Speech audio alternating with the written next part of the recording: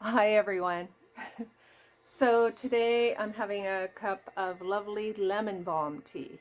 So lemon balm is really, really good for you. It just does the most amazing things. It is very, very antiviral. And so it's one of the ones that I put in my tea if I'm feeling a little bit, like maybe I might be catching something. I used a lot of different herbs actually, but lemon balm is part of the blend. I'll use a hatunia, and that's not petunia, that's hatunia with an H, and all kinds of different herbs that I use. But lemon balm is definitely very beneficial in so many different ways. Anyways, this is just straight up lemon balm for a change, and you can grow it anywhere. You can grow it in your garden. Even I can grow it. It's super awesome. Nice, bright little lemon flavor to it, especially when it's fresh. Oh my gosh, when it's fresh, the flavor really bounces out much better than when it's dried. But anyways, yeah, and again, as usual, contemplating what to have for dinner. It's always a thing, right? Always looking at what I should make. And so, super happy about the kale. I'm so blessed that a very good friend of mine brings me kale all winter because for some reason my kale gets eaten up by whatever little animals can get through the fence. I do have a fenced garden, but they still get in there and they still eat it all. So I'm so blessed to have a supply of fresh kale all winter from a friend of mine. And now my baby kales are finally coming up, and hopefully I will be growing more than what the animals want to eat. So kale's just so good for you. Everybody probably knows that. It's one of the most nutrient dense foods on the planet. It's got antioxidants, it's got vitamin C, it's got vitamin K, helps with cholesterol. It's got quercetin in it. It really is a superfood.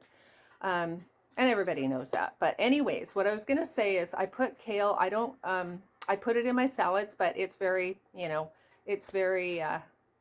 as I'm getting older, my chewing abilities seem to be not as good as they were. So chewing on the kale. So I put the kale in the food processor, and I put it on spin with a little bit of Celtic sea salt and a little bit, if you wanted, avocado or oil or whatever, and I make it into like a rice, so it comes out like a very finely chopped kale, like rice, thinner than rice, and I add that to my salads. So that's one way of dealing with your kale. And of course, they always say massage it, right? Massage it with a little bit of either olive oil or avocado oil or salt. And that's really beneficial too.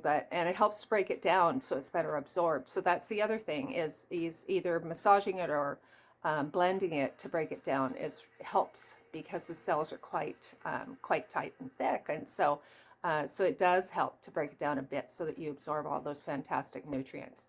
So anyway, thinking about my kale salad, and I'm so happy that I am getting some baby lettuces going, which is super awesome. And so that's going to be the salad tonight. And I think I'll add some Brussels sprouts. And what I do with them raw is I use them raw and I slice them up really fine, like little tiny cabbages, but sliced up fine for the salad as well. And that's also high in vitamin K, antioxidants, all those things. Really great for intestinal health, like especially large intestines. So kale and Brussels sprouts chopped up. They taste like little baby cabbages, and add that to my fresh salad greens, which I'm super happy that they are starting to come up. Anyway, you can check it all out. Similar things on my YouTube channel. Or if you're looking for tea, I have many kinds, over 200 tea blends here at Starhouse Teas.